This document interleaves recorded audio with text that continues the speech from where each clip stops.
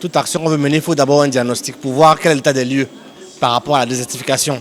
Trouver les causes et les conséquences de cette désertification et puis essayer de trouver des solutions. Ces solutions-là pourront être trouvées à travers des actions qu'on va mener et surtout à travers un retour d'expérience important. Car en Afrique, ici, nous avons des valeurs, des coutumes et des traditions et surtout en matière agricole. Nous avons de l'expérience en matière agricole. Il serait important qu'il y ait une transmission générationnelle, première des choses. Deuxième des choses, il faut que les sachants puissent transmettre les nouvelles idées aux nouvelles générations pour qu'on s'intéresse à la terre. Deuxième des choses. Ensuite, il faut créer le cadre pour que les jeunes s'intéressent à la terre.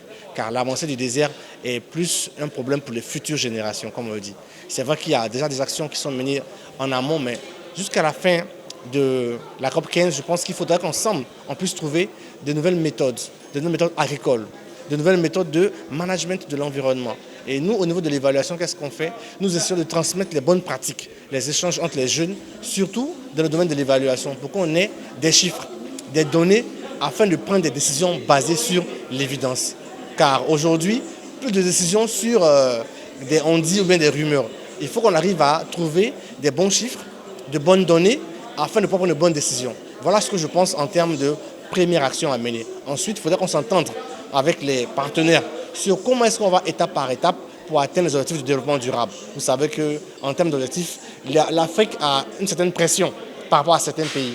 Donc nous sommes peut-être les victimes de la désertification, mais nous ne sommes pas les acteurs principaux de la pollution du monde. Donc il faudrait aussi, par rapport à cette situation, nous puissions voir quel partenariat faire avec nos partenaires. Ils doivent comprendre aussi que nos populations sont dans une situation assez précaire.